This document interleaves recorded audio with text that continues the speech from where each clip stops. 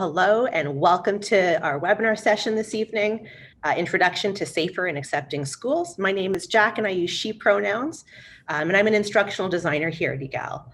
I'll mostly be hiding in the background offering support, but first I'd like to just go over a couple housekeeping details before we get started.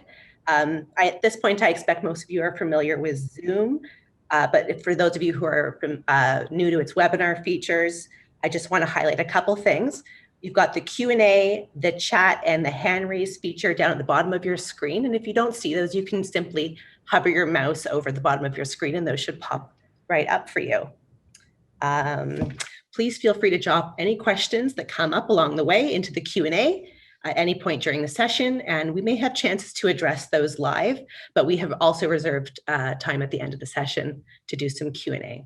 For all other types of engagement and discussion, please feel free to use the chat feature.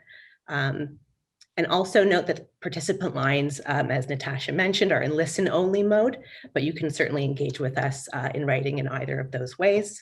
As well, we've enabled closed captioning, but if you prefer to hide that, you can toggle your mouse over the CC button right beside the chat, and you can hide the closed captioning if you'd like. And if we can support you in any other way, feel free to reach out to me via the chat or my co-moderator, Matt, who's also on the line, and we'll be happy to help you out. There's Matt. Hello, Matt. And now that we're familiar with our room, I'd like to offer a brief introduction to EGAL for those of you who are new to us. EGAL is a national organization working to improve the lives of Two-Spirit and LGBTQI people in Canada and around the world, to inform public policy, inspire cultural change, and promote human rights and inclusion through research, education, and legal advocacy. Our vision is a Canada and ultimately a world without homophobia, biphobia, transphobia, and all other forms of oppression, so that every person can achieve their full potential free from hatred and bias. And connecting with folks such as yourselves is one way that we're able to advance our mission. So thanks so much for being with us tonight. And without further ado, I'll pass the mic over to our presenter, Natasha. Hi, everybody. As Jack mentioned, I'll be your facilitator tonight. My name is Natasha and my pronouns are they, them. We're gonna get to a quick introduction of a little bit about me in a moment, but we'd actually like to start tonight with a moment of silence. Following the recent and tragic news of the mass graves discovered in Kamloops, BC, as well as the ongoing colonial violence and oppression towards Indigenous peoples, it is incumbent upon us as Canada's leading organization for 2S LGBTQ people and issues to assert our solidarity with Indigenous people, communities, and survivors of Canada's residential schools. To this end, we would like to take a moment of silence to honor the Indigenous lives taken and those impacted by Canada's residential school system and other ongoing forms of colonial violence and oppression. I'd like us all to commit to 30 seconds of silence in honor of all the Indigenous lives that have been taken, after which I will unmute myself and resume the session.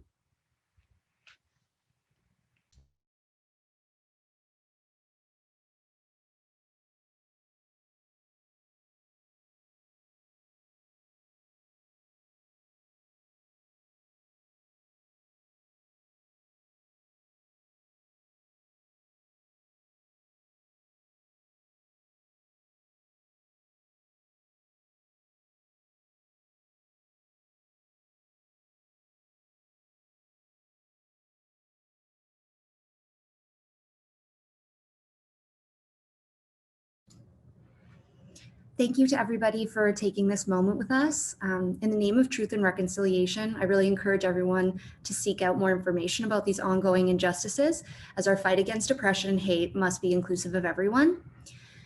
And as a lead-in, we will also begin today with a land acknowledgement. Although we have participants joining us from all over Canada today, we at EGAL and myself are located in downtown Toronto. And as such, I'd like to take a moment to acknowledge that we are hosting this webinar on the traditional land of the Huron-Wendat, Seneca, Mississaugas of the Credit, and Haudenosaunee peoples. Sorry guys, I've got early nerves. It is also important to acknowledge that I myself and tonight's presenters are settlers on these lands that Indigenous peoples have been living and working on since time immemorial and continue to have community on today. The concepts that we will be discussing tonight are largely based in white Western colonial systems of thought and do not represent the multitude of understandings of identity that exist outside of that viewpoint. As settlers, it is important that we recognize the contributions and historic importance of Indigenous peoples and collectively commit to making the promise and the challenge of truth and reconciliation real in all of our communities. Without further ado, hi, it's me. I told you this part would come. If you've never met a non-binary person before, you have now. My name's Natasha. You can see I have my pronouns up there. I also have them in my little name box as well. I self-identify as a queer non-binary person. So obviously this work is pretty personal to me as I'm a member of the community. While in many ways I never stopped coming out, a big part of my journey coming out was professionally. I left a corporate job because it wasn't a safe place for me to be my authentic self. And luckily I found not luckily, with a lot of hard work, I have found personally and professionally spaces where I can be myself. And it's become a big part of the work I'd like to do in my community to make sure that other people can be themselves wherever they are and that they don't need to feel any shame or fear about it. My professional background is in adult learning and instructional design. I've worked in tons of industries, and I am also in the process of becoming a psychotherapist with the Gestalt Institute here in Toronto. It's a very experiential, group-focused modality, and it focuses a lot on embodied awareness. So if you hear me bring up some Gestalt things, you'll know that language is around my psychotherapy background. And it's my intention to eventually work within the queer community, specifically with trans and non-binary folks. It's my hope that by the end of our webinar today, you'll learn something new and you'll be able to go back to your homes and talk to your people and say, oh, I went to this webinar and there was this wonderful facilitator, Natasha. They were so knowledgeable. They were really charming. They had cute glasses and they knew a lot of things. And that it will give you something to talk about when you are done and something new that you can share and bring with you into all of your different communities. We're going to start with a quick raise your hand question. So there should be a little hand option beside your name in the list that you should press. Raise your virtual hand if you know someone who uses a pronouns other than she, her, or he, him. I'm going to say I don't count in this because we just met. Oh, I'm already seeing lots of hand raises. Oh, wow. Wonderful to see all of you guys. Awesome. So this kind of gives us a warm introduction to the community and lets us know that there are lots of people who are experiencing neo-pronouns out there in the world. And this leads me into a lovely quote from Maya Angelou. Whether you do or you don't know someone in community, you're a part of the community yourself, or you are an ally, this wonderful quote starts a lot of egal sessions. Do the best you can until you know better. And then when you know better, do better. Today, we're just talking about engaging in equity work, and it's important to acknowledge that we're all doing the best with what we know. And I think a lot of us would agree that people don't kind of wake up in the morning hoping to bump in and hurt with other people or offend them, but it's something that does happen unintentionally from time to time. Our goal today is to learn as much as we can and do a little bit better. And we like to share this quote because we know that there are a lot of you who are already out there doing amazing equity work and walking the walk and talking the talk. And we're so happy to have you here today and hopefully learn something new. Today, we are in a virtual space, and I would like to remind everyone, I know you are on mute, but the session is being recorded. So we likely won't call on names. We might refer to a question from the audience or something like that, but just so you are aware, the highlight of the session today and the purpose of we're here is to create a greater awareness and a greater sensitivity.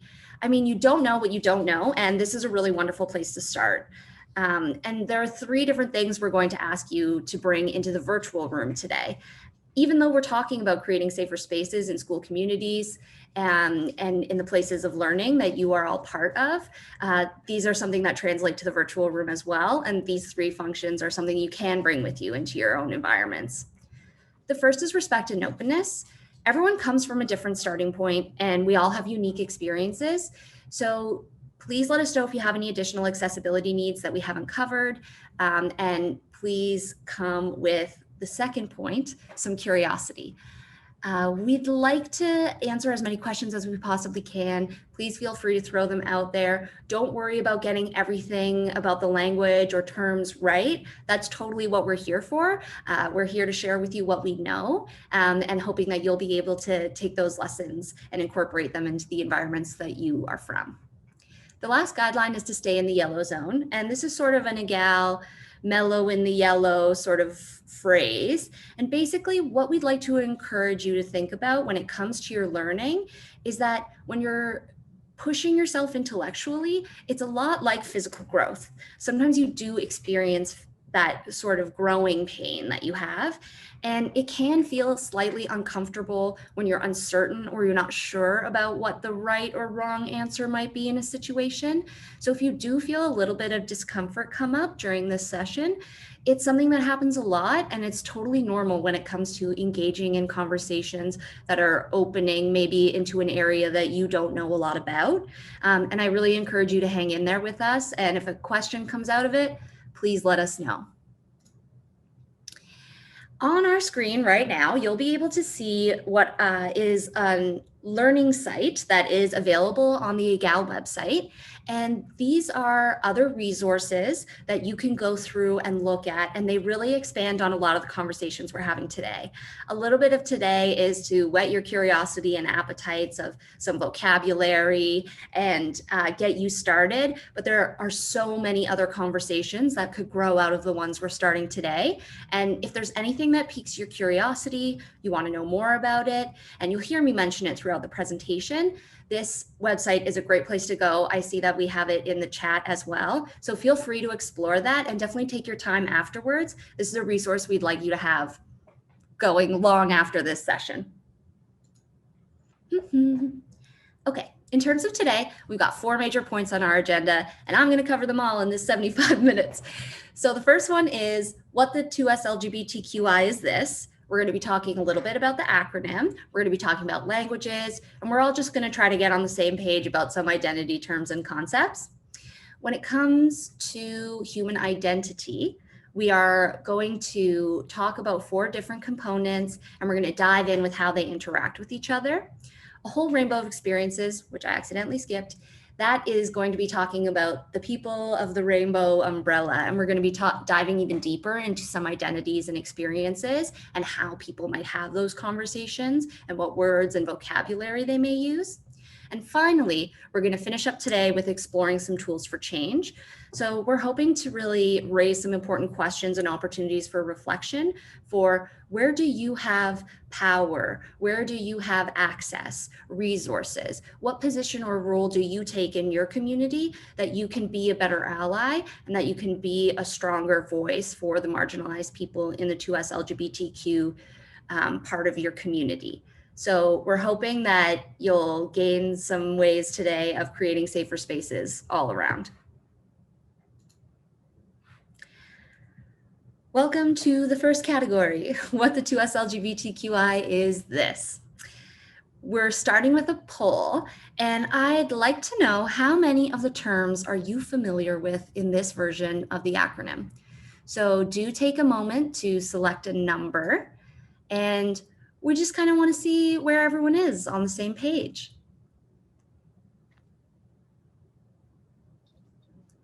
Oh my goodness, lots of people who know 6 or 7 of them. Awesome. Love to see that. So I'm going to cover everything that's in the acronym. It sounds like a lot of you in the audience are pretty well versed already, but if there's anything you'd like me to take a little more time with or you have any questions about, feel free to throw it in the chat and Jack can flag me down.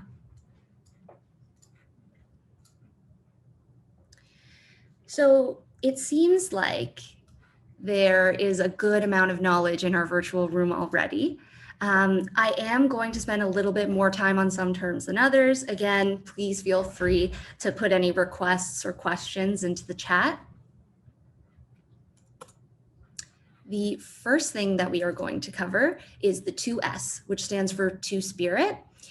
And this was actually established in 1990 at a meeting of Two-Spirit individuals from many nations across present-day North America as a shared piece of language to speak about a variety of traditions in which diversity and gender and attraction have all historically been really valued and honored in the Indigenous community.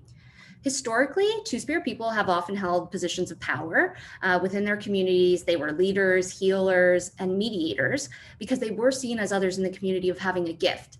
And that gift was being able to hold both masculine and feminine energy within themselves.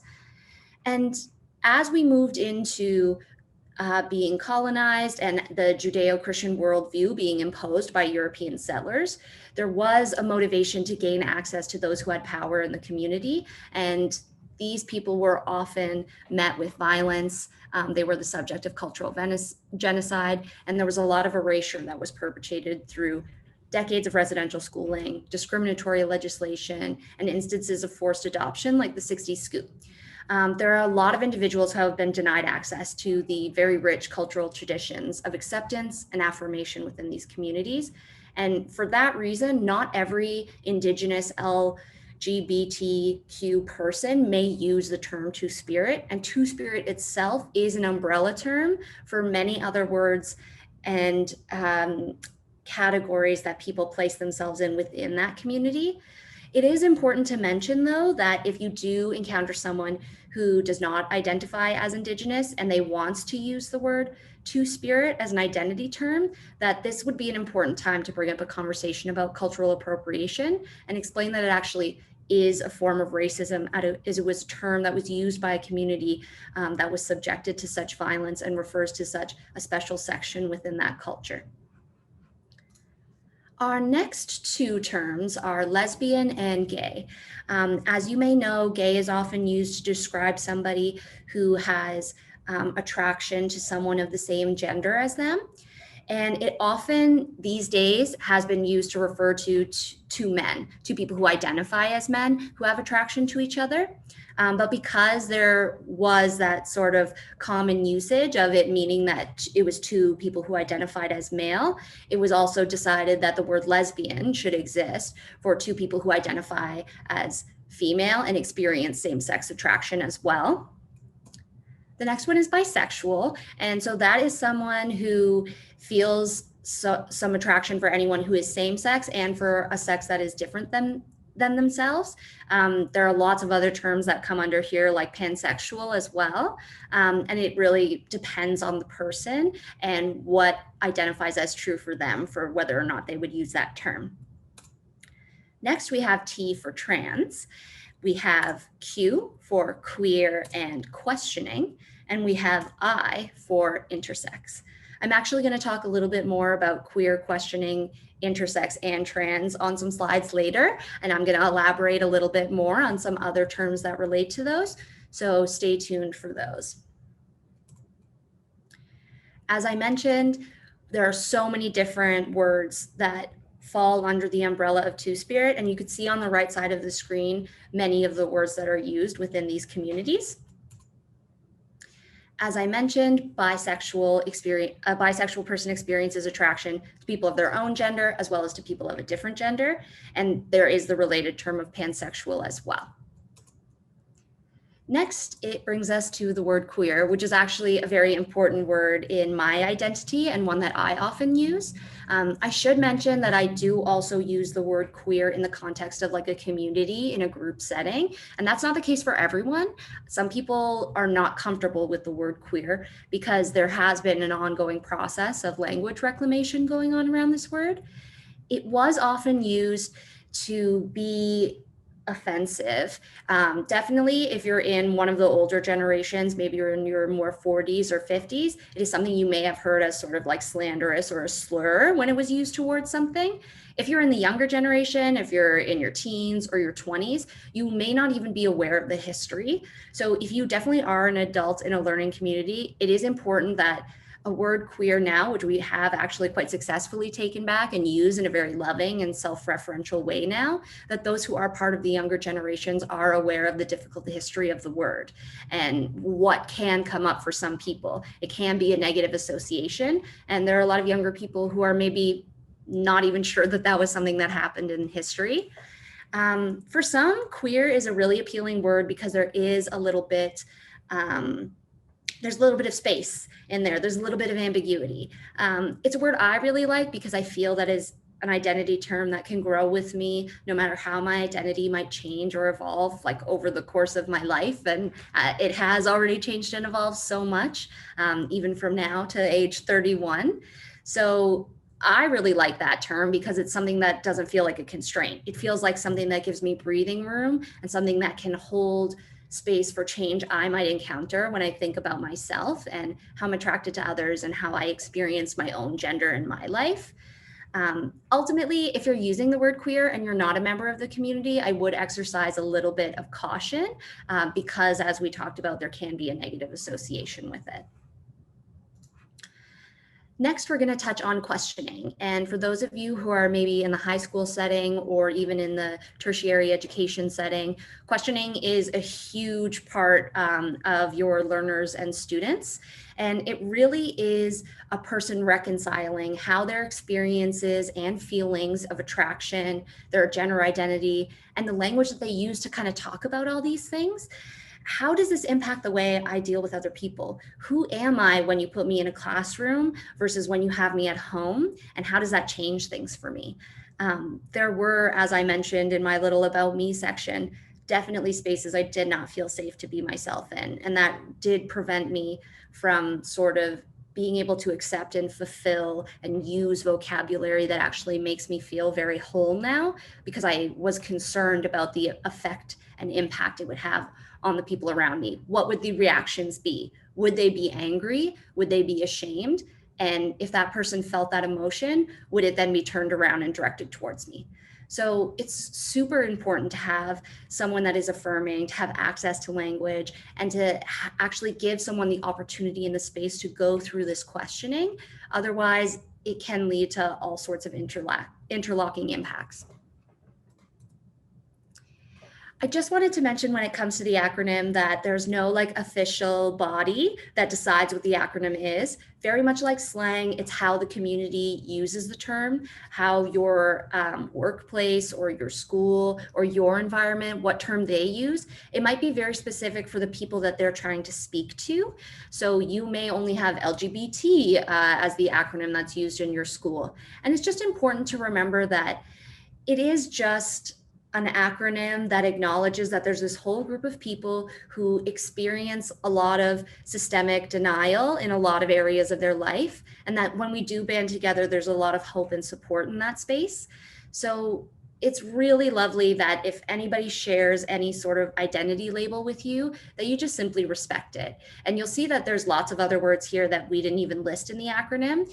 And the important thing is that if someone self-identifies, that's true, that's valid. And it's like knowing their name, it's like having their pronouns. That's not something that is up to you to question. They've gone through this questioning process and they found what fits them authentically. And that's something that you should really respect. Moving into another poll, I have a question. So you are introduced to a new member of your school community who uses an identity term that you are not familiar with. What is the best response? So I'm going to give you a moment, take a sip of water and let you guys choose. And then I'm actually going to go through all three options and sort of the impacts and considerations of each one.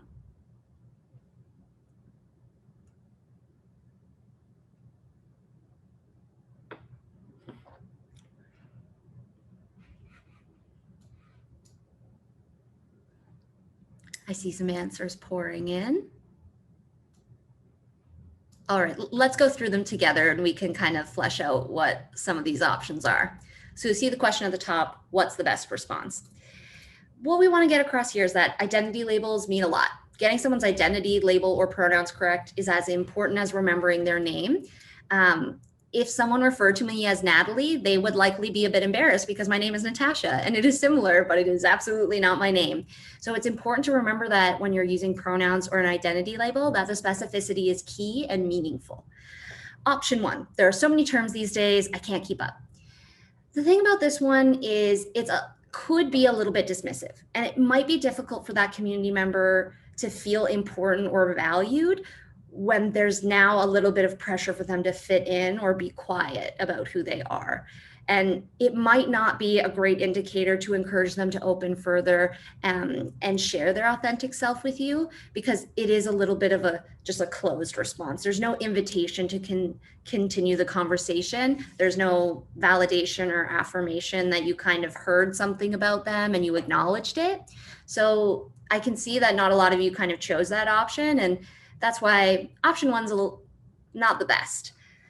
For option two, haven't encountered a person who identifies that way. Please correct me if I get it wrong. So this is nice. You know your awareness, you know yourself. There's a knowledge gap here.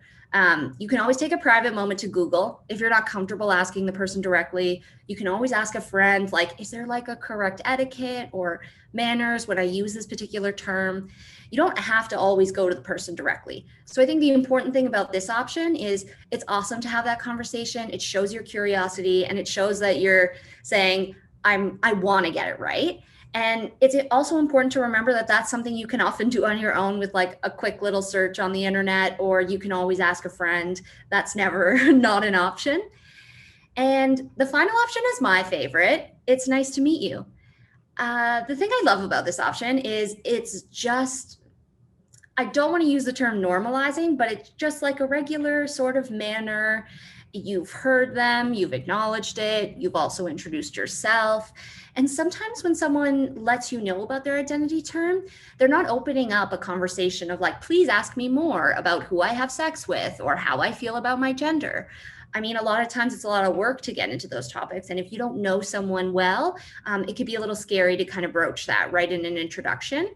But for example, I've definitely shared part of my gender or sexuality when someone has referred to like my boyfriend, when at the time, perhaps I'm dating someone who identifies as female. So it's a matter more of you're actually referring to my partner, you're misgendering them. So I'm sort of just letting you know because there's something in there that's actually not gelling. There's an assumption there that's incorrect. But I'm not actually trying to open it up of please ask me more about my relationship at the same time. So thank you for all of your answers. And this brings us to this big question of why do identity labels matter? Why is affirming identities important? I mean, this is about so much more than being nice.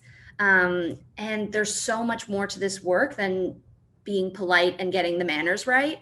I mean, it's also about improving representation, having a wider range of identities and language throughout your community, whether that's in the curriculum, library materials, visual culture, signage on bathrooms. Even if we don't think that there are 2S LGBTQI people in our community, it just might not be a safe space for them to be themselves. They may not feel affirmed there. They may not feel secure there, or they may have already had a bad experience that you're not aware of that's prevented them from actually sharing who they are with others. So it's very important that just because you don't know doesn't mean there isn't those people within your community. And there's so many consequences of not having access to the language that helps you describe who you are to others. I think a lot of people who are not queer can totally relate to this as well. I mean, it's easy to feel alienated, like nobody else in the world is like you or understands you. If I don't have words to talk about who I am, how am I supposed to stand up for myself? How do I advocate for better treatment for people in the community when I'm not sure how to use my own words and vocabulary, and I'm not sure how to talk about myself? And I think, I experienced a lot of this growing up. I grew up in like the suburbs. It was very like white, Italian, Roman Catholic kind of Stepford Wives vibes. And I think the first time there was actually a queer couple in our neighborhood, it was a lesbian couple who like lived around the corner from me. And we would have neighbors who walked down the street and would cross the sidewalk to the other side of the street so they wouldn't walk in front of that couple's home.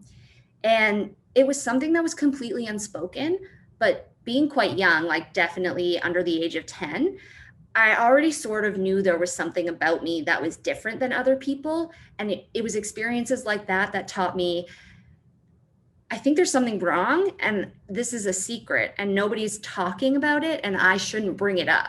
Like I just knew in an unspoken way that there was something about me that maybe wasn't exactly like them, but something about the way they were was kind of like the way I was. And I needed to be careful about that. And I think I didn't even hear the term non-binary until I was in my early 20s.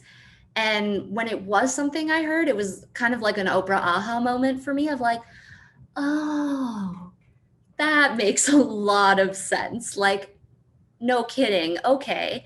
And hearing other people use my pronouns, it was like so many things that were just sort of, it was like I had a buzzing in the back of my head about this that I had just gotten used to and didn't really understand. And once I sort of had these words to be able to talk about myself, it's like that buzzing went away and I experienced this sort of like relief and unfolding. So we do really want to stress to you guys that part of being in your community and being a good ally to us LGBTQI folks is that, you know, there are a lot of people who have a lot of trouble learning the language or finding out who they are going through this questioning period, because we have experiences of oppression, of intentional erasure, and of social norms that exclude us. So we are often told, or in many ways, unspoken or spoken, to hide these parts of ourselves. And it can be very daunting to let those out into the world, but it gets a little bit easier when we're part of a community that shows us that there are other people like us, that has representation. And this is something that you can think about, of how these words and languages and identity terms are or are not part of your communities. And do you have access or resources, or is there something that you can do to add this in? Or is there an opportunity for something to be added or mentioned that's been unspoken for so long? My last point I want to mention on this slide is just that there has increasingly sort of been this tendency for people to think that queer and trans identities are this like new trendy thing that has happened. And we just want to be very clear that these experiences and identities have long been around, as long as humanity has been around, but they've been systemically suppressed. They've not been mentioned in history. They've been taken away. So it's something that it's very powerful to bring to the forefront now. It is powerful to use these words now because those identities behind them have always been there. Those experiences have always been there. And now to name them is really important. Our next section, identity. We've got a lot going on. We're going to talk about the 4 components of human identity, and this is Gendy. Gendy is this lovely little pillowy figure that has icons all over him. And now that we've kind of talked about the terms people use, let's expand our vocabulary about how we talk about identity and what these components of identity are. Gendy is great because it's a nice way to show all the way the puzzle pieces can fit together, how they're different. And it's really important to know that no matter the mishmash of all these terms, any 4 can go in any 4 components. There are none of these combinations that are not valid and are not true. And everyone's Gendy is completely different. I'm going to share my Gendy with you in a little bit. But just so you know, Gendy was actually developed by the trans community, but it's a little bit tough to trace and credit who came up with them. So you may have seen different versions, including the genderbread person, or my favorite, the gender unicorn. And it's just nice to remind us that we're complicated, a lot more complicated than we're willing to acknowledge, and that people use 4 components to kind of schematically and spatially represent these different parts of their identity. So I'm going to go through all 4, but each of them starting from the top down. We've got gender identity up by Gendy's brain, attraction by the heart, assigned sex between the legs, and gender expression all around the outside of Gendy. Gender identity. So you'll see a bunch of terms on the right side of the screen: genderqueer, gender fluid, cisgender, man, non-binary. Gender identity is a person's internal experience of their gender. So you could be a man, woman, something completely different, neither, a combination of. There's like a million different ways that you could express this. Someone's gender identity may or may not correspond with the social expectations associated with the sex that they were assigned at birth. You may have been assigned male at birth, but not identify as a male in your gender identity. So it is really important to know that people's gender identity, that's something that grows with them. That's something that transforms and changes with time. I mean, it definitely has for me. And this is something that is like growing and internal. So we do often, this is where you catch yourself making assumptions a lot of the time.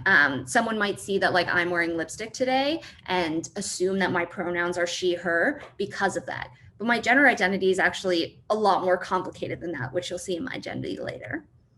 Also, I just want to highlight that the term two-spirit is bolded because it's just a reminder that this is a whole multiplicity of like community terms used within Indigenous culture, and that it's very specific to North America as well. So if you're ever working with someone who's not in North America, they may not be sure actually what you're referring to, as it is North American specific. Next, I told you we'd come back to trans, et voila, we are back. Knowing what we know about assigned sex, let's cover what it means when your assigned sex does or doesn't match your gender identity. So transgender refers to a person who does not identify either fully or in part with the gender that they were assigned at birth. So according to dominant social expectations, they are someone who falls outside of that. And there's tons of terms that refer to these people. There's lots of different gender identities, including non-binary and gender non-conforming identities, which are considered to fall within the trans community. But some people within those communities who are non-binary or gender non-conforming, they may not actually associate with the trans community themselves. So it's a very personal sort of association between those words. Secondly, cisgender. This just simply refers to someone whose gender identity actually does match up with the assigned sex that they were assigned at birth, and that they are in line with dominant social expectations. The way we like to use the word cisgender because we want to affirm our siblings out there who are transgender, that they're not atypical, they're not normal, there's not something wrong with them. There are two different ways that these components of identities meet, and each have a specific word that belongs to them. So that's why the word cisgender is really important to use, because it also takes away the sort of association with something being the right way or the normal way or the correct way, and brings it down so that those two things can exist on the same level. When it comes to the trans umbrella and identity language, I sort of got into this on the last slide. You'll notice that under the transgender flag, which is blue, pink, and white, that there is actually a lot of reference to the binary. You'll see there's masculine under there, there's feminine, there's woman, there's trans woman, trans man. And when you look over to the next flag, which is the yellow, white, purple, and black, you'll see that there isn't any binary in there. And it's just to say that non-binary people, they might feel a difference there. That means that although maybe all of this language is in the trans umbrella, that they may more closely refer to outside of binary language. So trans doesn't feel right to them because there are lots of trans terms that include the binary within them. I mean, there's so much language out there, and different people explore that language however they do and whatever seems to fit nicely. I think the important thing about this as well is that it's important to know that these are always changing and growing. And that's great because it empowers people to actually find themselves and one another. So our goal should be to allow people access to language and to help them feel affirmed around the language they're using, not shocked or confused that it's something you haven't heard before or it's not a given label that you've heard of. It's best to pay attention to the words that people refer to themselves by. And if you're not sure what words they're using, just ask them. It really is that self-identification is the golden rule. And when it comes to these terms, avoid using any of them in a way that might be considered offensive or put downs. So you always want to refer to identity terms with some respect and with a feeling of like honoring who that person is, especially if you're an ally to the community and you're not within the community yourself. Next component of identity is gender expression. So this is the one that's all the way around the outside of gendy. You'll see some words over there: gender nonconforming, feminine, masculine, androgynous. Gender expression, a great way to kind of also talk about this is as gender presentation or gender performance. So we express our gender in so many different ways. It can be in clothes, it can be in hair, it can be voice and speech. There might be emphasis or de-emphasis on certain body characteristics. For example, adding lipstick may be considered very feminine, whereas wearing a binder that de-emphasizes the breasts may be something that is actually de-emphasizing femininity and may give someone a more androgynous appearance. I think that gender expression is like a wonderful area of play for me. I really enjoy it. I find that, you know, my gender expression is something that's always changing. And I think it's just important to remember that, as you can see on this screen with all these different pictures, that the social system we have of gendered meaning, the way that we chop up and mix around masculine and feminine, the way androgynous presents, there are so many ways that you can actually play with these different things and mix them all up together. And in a lot of cases, people's gender expression, it might be rejecting or challenging of the current norms. It might fall completely outside of a meaning of gender. And that's why we like to kind of bring up this range of identities, is that for everyone, it's so particular and different. And as we see someone from the outside, we need to sort of remember that that external presentation of gender, it may or may not match someone's actual feeling of their gender identity. So it's important to remember that those things are not an if-then. These are two separate spheres. And because the gender identity is internal, it can be a lot easier to miss. Because gender expression is so forward, it's external, it's something you might notice in mannerisms, it's something you might assume by the person's name. That one tends to be less of an area where there might be confusion. And we just want to respect everyone's right and existence to not have their gender identity match their gender expression in any way, shape, or form. It's just not an if-then. Let me look at my notes. I think this is also an important point to bring up, that there is a lot of bullying and discrimination that can actually arise when there's a mismatch or a perceived mismatch between someone's gender identity and their gender expression. People should feel comfortable, whether they're children, youth, or adults, to present themselves in any way that feels the most comfortable. So it is very important to make sure that any sort of bullying or discrimination that's coming from a place of gendered assumption is something that we do challenge to make safer and more accepting environments. And I think this also opens up the opportunity for avoiding those assumptions, is being creative with our language. When I came out as non-binary to my mom, we listened to a podcast together through the BBC, and it was called NB, Non-Binary. And something that really stuck out to her was that the journalist's father only referred to the journalist as their youngest rather than his daughter. And that journalist had transition pronouns from she, her to they, them. And they really appreciated, like, oh, you don't actually need to gender me when you're referring to me as your child. And that was something that really popped out. I don't know why for my mom, but she really clung on to that of, oh, there are so many different ways that I can use this. You know, if you have a kid in your class and you taught their sibling, use the word sibling. You don't need to say, oh, so-and-so, I had your brother last year, I had your sister last year. It's something that you actually don't need to bring gender into that. You can be a little bit more creative and open. Another thing to mention is that not all trans people want to pass as cisgender.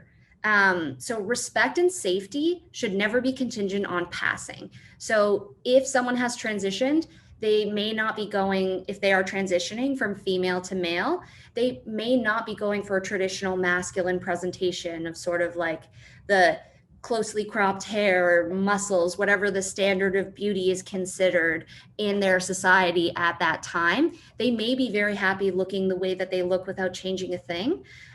So we do want people to feel comfortable, and we don't want, especially people in the trans community, to feel that they do need to actually pass as a gender in order to be respected, in order to be safe in their space. This brings us to the third component of identity. And we are now at assigned sex. So you'll notice the icon is between the legs on Gendy. And this is basically because when we're born, someone usually takes a look at your external genitalia and says, it's a girl, it's a boy. And you just go through your life now, and there's a set of gendered expectations that go with either of those decisions. We call this an assigned sex because someone else assigns this to you. It's not self-determined like we were talking about with your gender identity or with questioning. It's not an exploration and then a choice made by the person themselves.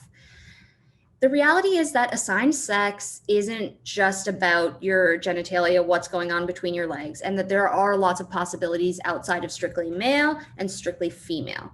So even though it is external genitalia that people often use as this is the category and this is how we're assigning you to a category, you'll see on the far right side of the screen, there's actually 5 secondary sexual characteristics.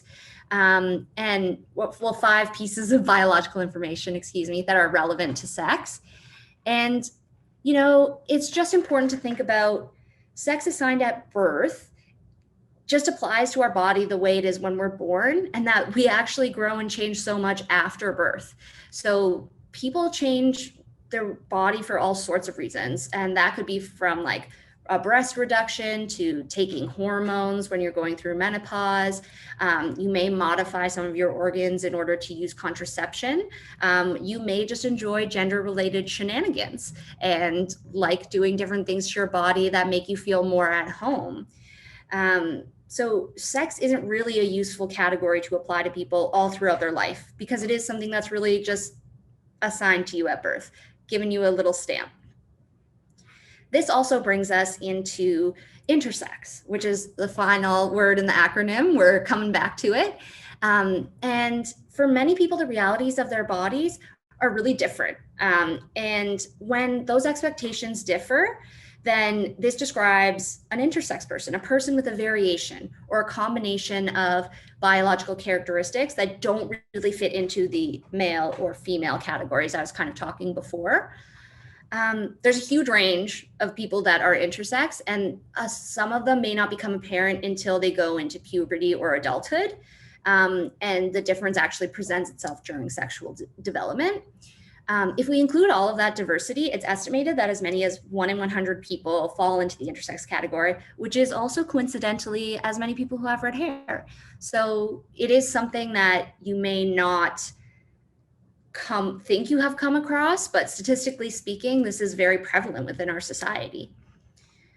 When we talk about intersex people in this section about assigned sex, it is because there are a lot of people who are coercively assigned into male or female categories when they are born. Sometimes these people have to undergo non-consensual cosmetic surgeries and hormone treatments because people in the health profession have assumed that their categories need to conform to the binary medical categories that we use. Intersex people can identify with any of the other terms we're talking about today. They can be gay, straight, transgender, whatever. If this is something you're curious about and you want to know more, I definitely suggest that you look at Accord Alliance, which is a great organization that has lots more information. And we also just wanted to mention the good work that the folks like Jack and Matt are doing at EGAL.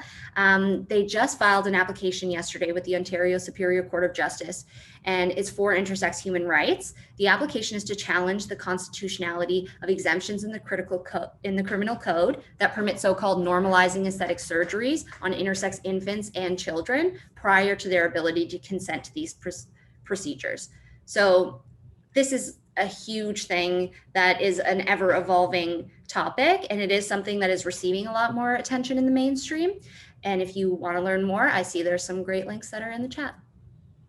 A quick vote for me around a time check, but you're doing great. Thanks for mentioning that. Thank you.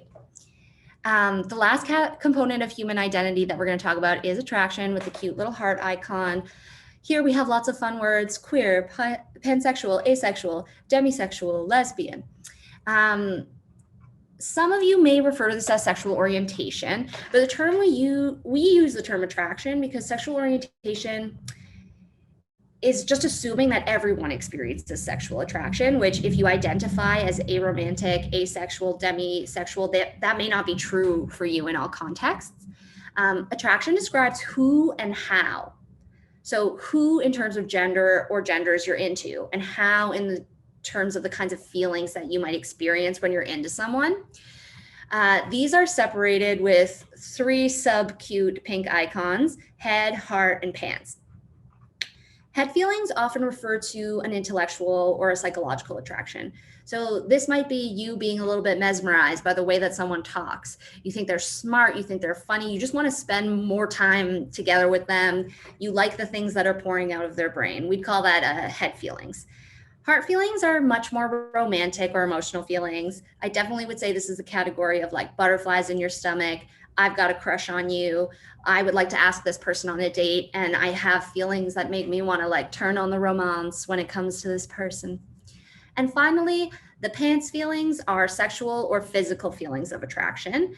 Those feelings that may make you want or maybe not want to be wearing pants with that person.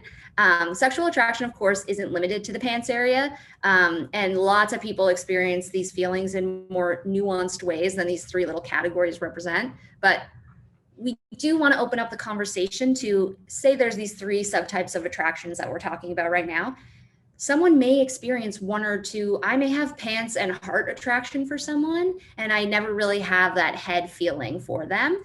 So these feelings can change over time. They can develop, they can grow, and there might be certain genders you only have heart and pants feelings for. There might be certain genders you only have head feelings for. So these may overlap and change in all sorts of different ways. And this isn't just something for 2S LGBTQI people. We just think that talking more about your feelings and having a more open vocabulary around them just helps you with your expressing your needs in relationships, and it gives you more ways to connect with another person. Maybe you're someone who has all 3 of these feelings whenever you meet someone that you're in a relationship with, and maybe you're someone who only experiences 1. And whether or not those particular categories of attraction are present for you, those can lead into other identity terms. So for example, someone without any pants feelings might refer to themselves as asexual, and they may refer to themselves as ace, and they may also use other words that are related to attraction, like straight or gay, but it may actually be sort of a heart feeling rather than a sexual arousal feeling or a physical manifestation. I think there's also a lot of things we need to talk about when it comes to schools and attraction. This definitely might be a place where people are flirting, where they're coming to terms with crushes for the first time. And there may be a mismatch between how they express their attraction with someone and how they're feeling, and fear or shame around what other people might think because they're experiencing those feelings for a person that it's not maybe societally expected. When it comes to the 2S LGBTQI community, we do need to consider that while all feelings of attraction kind of can turn out to be messy and all is fair in love and war, there's a big safety exposure that people in our community experience. It's not always safe or ideal for us to actually out ourselves because we may experience discrimination, violence from other people. When it comes to preventing bullying and harassment and making safer space, we encourage people to not police other people's behavior or use language that can disrespect the way they see themselves. So by affirming the vocabularies that people are using, we're also leaving room for them to actually have actionable behaviors based on those labels. It's all well and good to be out as bisexual, but if you don't feel safe expressing to a person of the same gender as yourself that you are interested in them, there's obviously a mismatch in the environment where you're not totally feeling comfortable enough to be all the way yourself. Yeah, I think that pretty much sums up everything I'd like to say about attraction. As promised, this is my gendy. So my pronouns are they, them. My gender identity is non-binary and genderqueer. For attraction, I just wrote yes. Generally with my friends, I will sometimes explain my gender and sexuality as gender, no thanks, sex, yes, please. That's just how I am. That seems to be the most concise way to express it to other people. And I was assigned female at birth.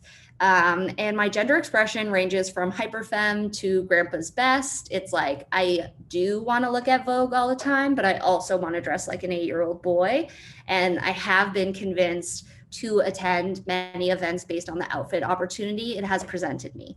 So I'm someone who really has a lot of play and curiosity when it comes to my identity. And I don't always love choosing a term. For example, in the attraction section, I guess I could write pansexual or bisexual.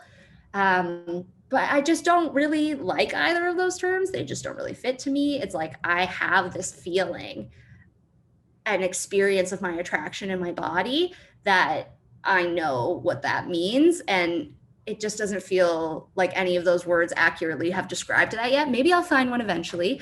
But for now, I'm just going to go with yes on that one. And Matt is actually going to do me a favor and pull up a really fun Gendy generator. And this is just he's going to steal over the screen, I believe. And basically what this is Egal has this fun little thing where you can go ahead and you can press begin in the middle. And you can see that 4 different components of identity will come up on the screen. So for example, here we have someone whose gender identity is a woman. They're bisexual, so they're attracted to those who have the gender that is either the same or different from them. They were assigned female at birth, but they very much express themselves as masculine. So this just shows you how these 4 different identities can mix. And Matt, if you want to reset it, there's just limitless combinations. People are very ever-changing, evergreen. They're always evolving, and all of these combinations are valid. Self-identifying in any of these combinations is to be respected. And we just want to give you guys an idea of how all these different little components might meet up with each other. And it is a great exercise to consider. You might be surprised, like, is it surprising to you that someone is assigned male at birth, but their gender identity is a woman? Why is that coming up for you? Where does that come from? So it's a great reflection tool as well. I will now steal back the screen.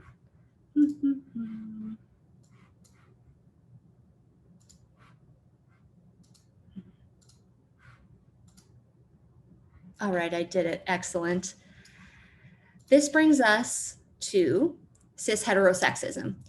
So as I was kind of talking about reflecting on why you may be surprised about certain combinations that you see from Gendy, it really comes out of cis-heterosexism. And this is basically assuming that someone's gender is based on their interpretation of like your clothing, your voice, other physical traits. When this bias shows up in interactions and within institutional systems, it creates experiences of exclusion discrimination, which form the basis of and can escalate to more explicit forms of violence and harm. So this cis-sexist or heterosexist, those ones are both mouthfuls, and they feel bad too. Bias often result in fear and hatred for people who either defy or challenge these norms. So the fear and hatred often plays out through name calling, bullying, exclusion, prejudice, discrimination, or acts of violence, all because we've seen all of the combinations of Gendy. But when we look at the graphic that we now have on the screen, it just seems so limiting to think that there are only perhaps 2 versions of this that are socially acceptable, and that all the other Gendys that possibly exist out there are not to be respected. Jack, did you have something that you wanted to say? No? Oh, okay.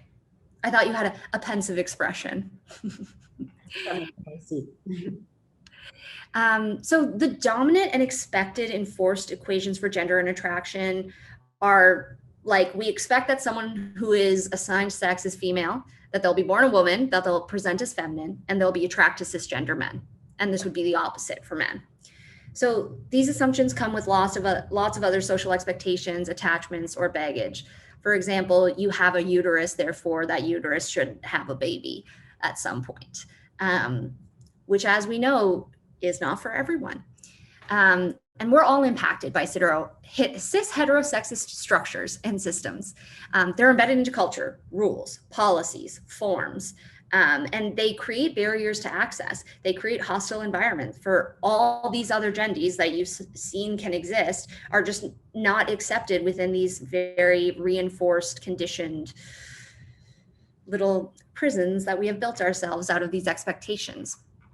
So if you want to prevent and eliminate forms of violence based on attraction, gender, and gender expression, there needs to be a confrontation and a challenge of the ways that we think, the way we organize, the way we operate, definitely on an individual level, which all of you are doing by being here, and even in an institutional level, which is using some of the resources or the vocabulary or the stories that you've heard today. When you go back into your institutional settings, when you go back to your school, when you go back to your student council. Another offshoot that's important to talk about is that these norms, they're upheld with reward and punishment. So when we talk about whether someone is desirable, whether someone feels like they belong, usually if you fall into the cis heterosexist norm, you may experience a high amount of desirability. You might experience a high sense of belonging. If you are someone who falls outside of that, if you're gender nonconforming, you may have a lot of different experiences of not fitting into the community. You may not feel respected. You may often feel that you lack a sense of safety. You may feel that you are the only person like you in that space. Even if it's not true, it puts you in a really difficult situation.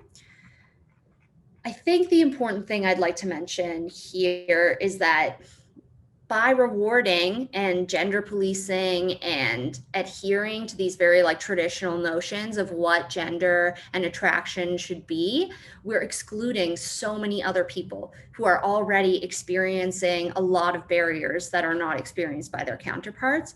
And these people need a voice, and they do need to feel validated and affirmed and seen and heard. And don't we all want to go somewhere where people feel safe where they are? And if you can be a part of increasing that feeling of safety, I mean, I feel like it just changes someone's life. Next, we are coming to a chat question.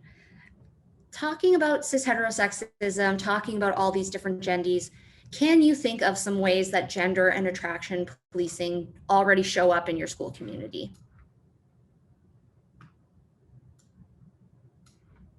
Dress codes, yep, that's a good one. I went to Catholic school, so I did have the option of a kilt, but you could not wear a kilt if you were a male student. That was a rule in the student handbook. Sports, yep, sports teams are gendered unnecessarily. We've all seen the news of whether or not trans athletes are allowed to participate in their authentic sport with the gender that they feel is true to them. Policing people in washrooms. We've got a great resource in the learning site on EGAL that is called Toilet Training, that has signs, that has a lot more information around policing people in washrooms. Databases that do not allow non-binary gender labels. Yes, I have written several complaints to Bell about why I'm always misgendered every time they refer to me. And they actually do have an option where they don't offer you a salutation, but they still don't use it. I still always get mail from them that says Miss and Mrs. on it.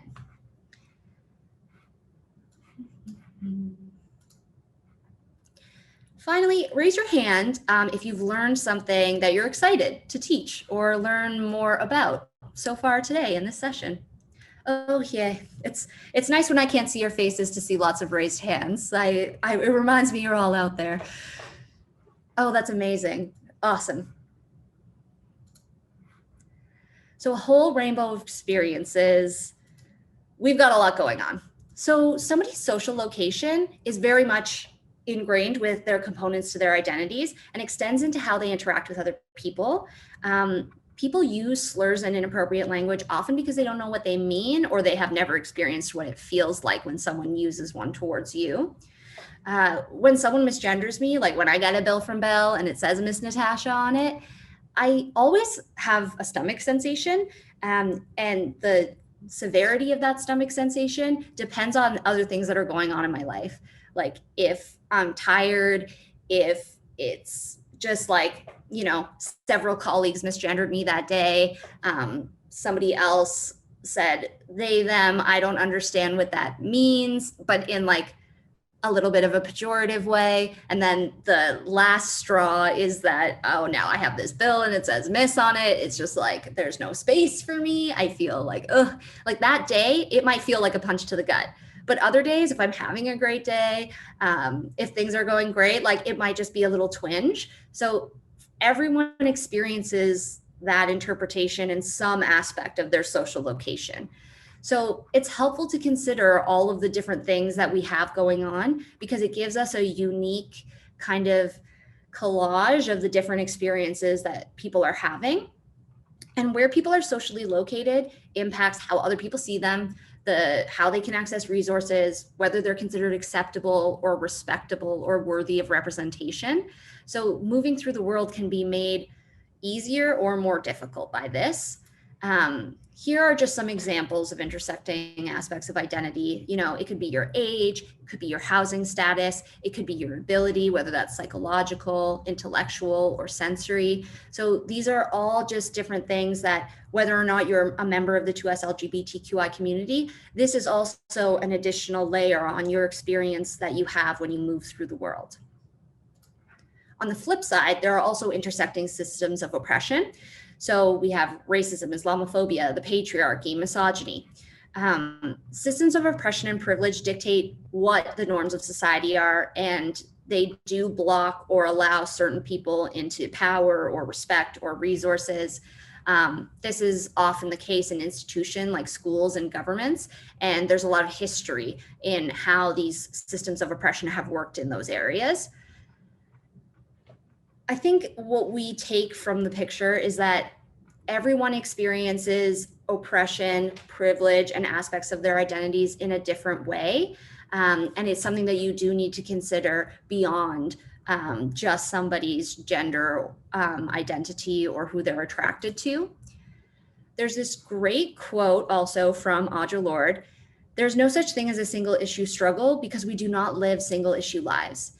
And really what this quote is saying is, when we engage in equity work and we're acting in allyship, we want all of our stakeholders and community members to be supported in the way that they need to. And we can't do that if we don't know where their social location is, what they're experiencing, what certain barriers that they're facing are. How can we remove them if we don't acknowledge that they're there? Again, these gears are just showing what that kind of effect is, the interlocking impacts of not having an inclusive school climate. You can definitely read more about this on the continued learning, but you can see that there are lots of negative effects. There's high dropout rates, poor academic achievement, there's low extracurricular participation, and EGAL is also continuing work, continuing research in this area to show what the actual impact of not having an inclusive school environment is on those who are within it. And this brings us into our final stage, exploring tools for change. So allyship is really a verb. The work that we would like to do here is not just about understanding social location and having that help us recognize how complicated barriers are that the other people face, but it helps us to recognize opportunities that we have to leverage the privilege we do have to make positive change. So allyship practice and action means striving to recognize your privilege and taking steps to challenge the societal norms that create privilege inside your school, inside your classroom, inside your administration. Allyship, solidarity, and action are really critical to the work of running safer and more inclusive spaces and to affirming those who are within them. To be an active ally, it takes courage and it takes self-awareness, and it's about ongoing effort towards learning and listening.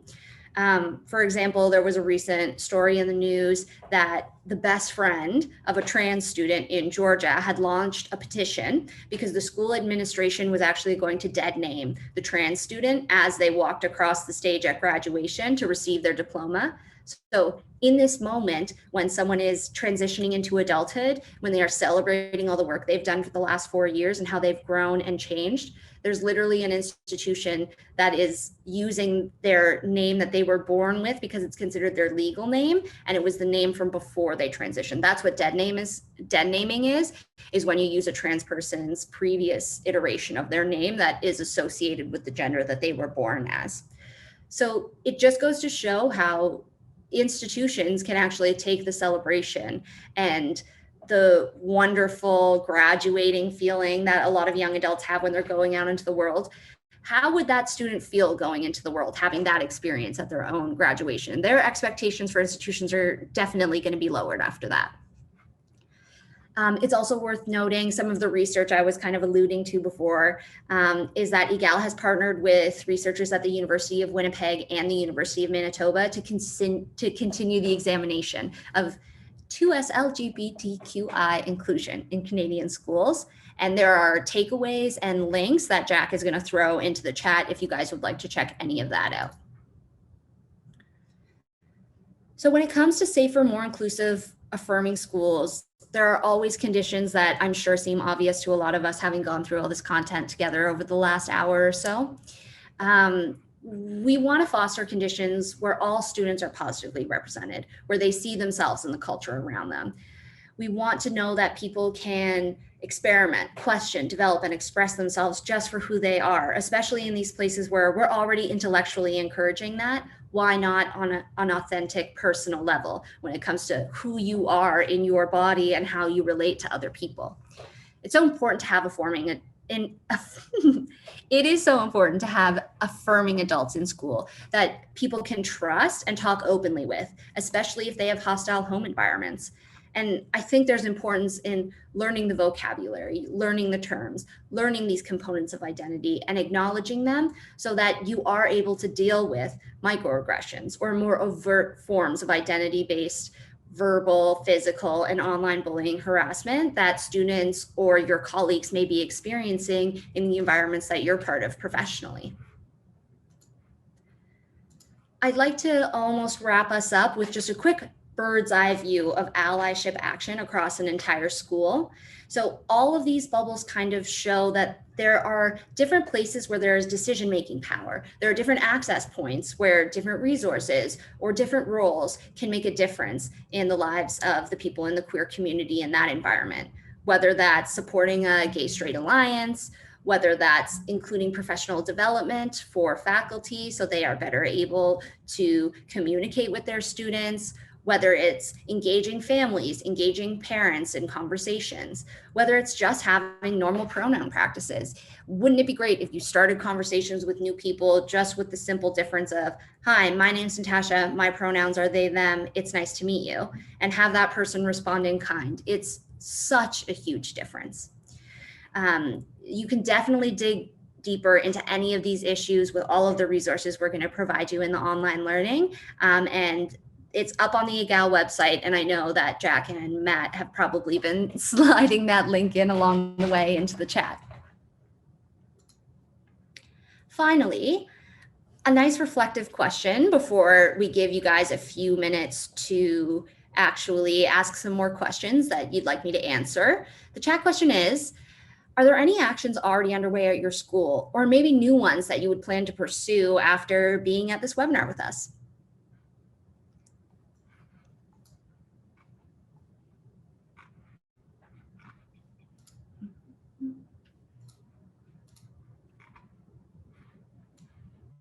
I know this is a tough question. Gender neutral washrooms, that's a great one. A GSA group? Yeah, absolutely. I wish I had one of those. I also think it kind of would have been like Glee, but maybe that's, I had too high expectations of what it would have been like if I had one. I'd also love to hear if anyone has great ideas about classroom practices.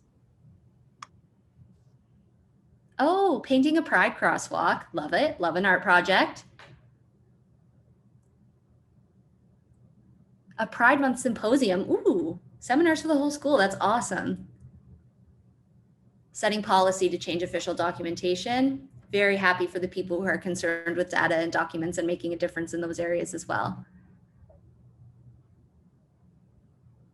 That's awesome. Looking at curriculum development with a greater critical lens. Love to hear it. Love to hear about some systemic institutional change.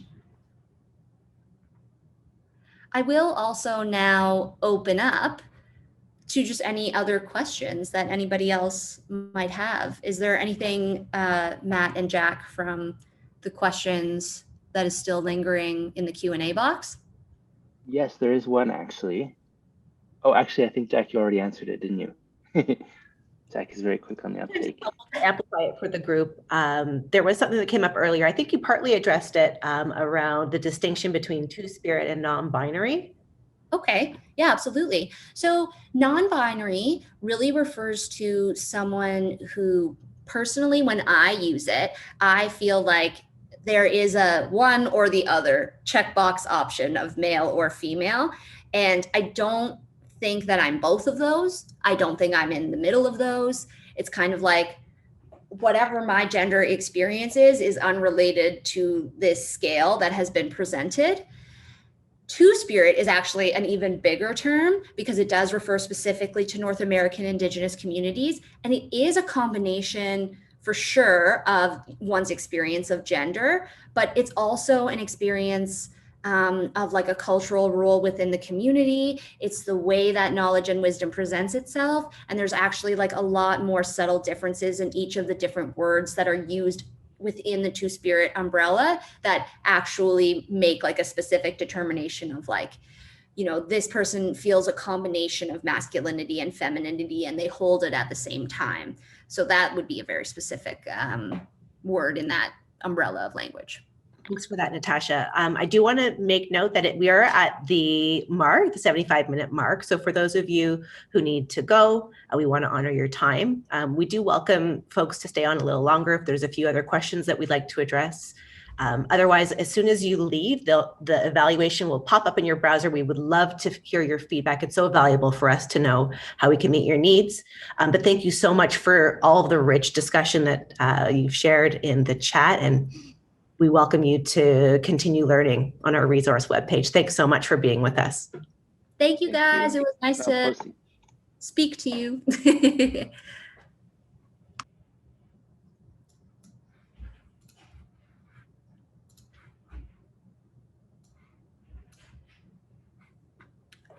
Oh, I see there's a question that popped up. There are circumstances in school where the class is divided by gender. Boys line up here, girls line up here, or gym games divided by boys and girls. I wonder how difficult this can be for children or youth who are non-binary or questioning or trans.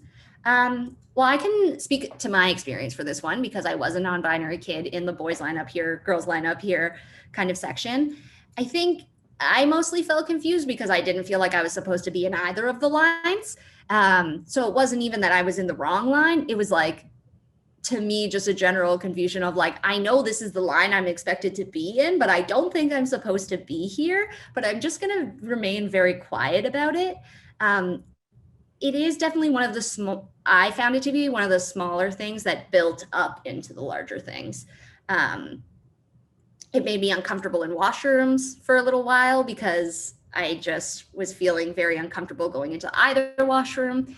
So I definitely would consider it something that it didn't make a huge impact on me just in the individual experience, but it is one of those things that was kind of in the soup that led to my feeling of sort of like, I'm an alien, there's nobody else like me, and I don't think I'm in the place I'm supposed to be.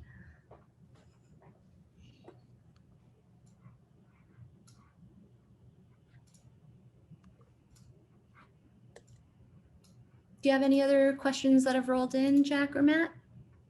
There was one question that appeared twice that Jack answered in the Q&A, but just about addressing correspondence to how to avoid using Mrs. and Mr. Do you want to talk about that a bit? Sure. I think people really want to use honorifics as a sign of respect, which is fine. I think if you're referring to a parent, you could always use the parent of and the child's name. I myself prefer the honorific MX, which is pronounced mix, and that is a gender neutral version of the honorific. So that would be an option as well. This is really one of those things where it's like you can get really creative with the language. And it also kind of avoids it being like, say that you have a same-sex couple who are parents and the form says Mr. and Mrs. and you have to cross one out and write Mrs. in twice or something like that. If you just had a simple heading that said the parents of or to the guardians of, that's a way to take gender out of the conversation completely. You know, on that note, an example that came up in our French workshop yesterday was Father's Day, which is coming right up, right? So our Francophone presenter, Kate, is in a same-sex couple, and her daughter came home with a card about Father's Day that wasn't inclusive, that didn't, name the possibilities. Yeah, absolutely. And I can think of lots of different ideas for taking gender out of that too, like to someone who takes care of me, to the person who looks after me, to the person who helped me learn this or that. Perhaps not using the word father since it is explicitly male, to the parent who, or any of those other options. Or maybe they have a nickname they use for that parent that really appeals to them and they would like to use that. It's a term of endearment, but just opening it up so kids have the option to choose. Because you may not know, but I'm pretty sure the kids will know their parents' preference when it comes to their identity terms.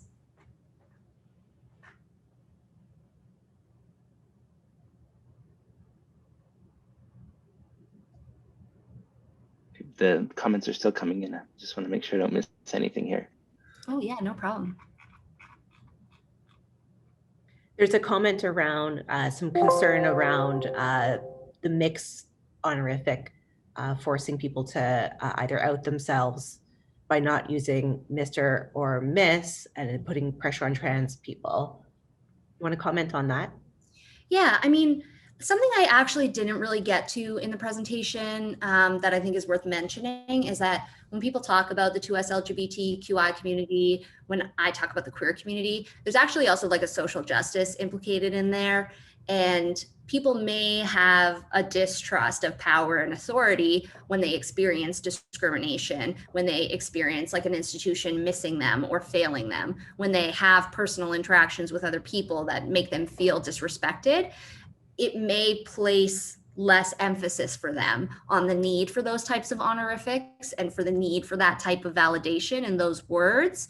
I think that using someone's name or asking them what they're comfortable being referred to as is definitely something that you would do in that situation. I think the thing is you don't want to make the assumption. So if you take ideally gender out of it completely, and you can perhaps refer to just parents or the guardians of the child. If you're meeting them in person, you can start by saying your name, using your pronouns, which is already creating an affirming kind of atmosphere for that person, letting them know they're safe to share that with you. And depending on what pronouns they share, if you're not sure what honorific to use, I think that's a really appropriate place to just say, hey, when I'm writing notes to home, like, would you like me to use your name? Like, do you have a preference? And let that person make the decision. Another important note around that, I think, is students who may not be out in their home environments and who may want you to use certain pronouns or name in the classroom setting and not necessarily in the context of their guardians. Yeah, absolutely. And that really focuses a lot around self-disclosure and confidentiality as well. Just because you are a more affirming, open ally, people may be quite candid with you, and it's not fair to assume that they are that candid with everyone. So making sure to be cautious when you're sharing that type of information. If you think you're at risk of outing someone, it's better to just not refer to it at all. Just sidestep that. Yeah, there was an example that came up earlier in the chat about someone having confided in one parent and not the other, and trusting the child's timing around that. Oh yeah, absolutely. I didn't come out to my parents at the same time. I don't know whether they talked to each other. So who knows? Maybe the parents know, but the kid still is waiting to tell one parent, and they'll do it when they're ready. Everyone has their own time.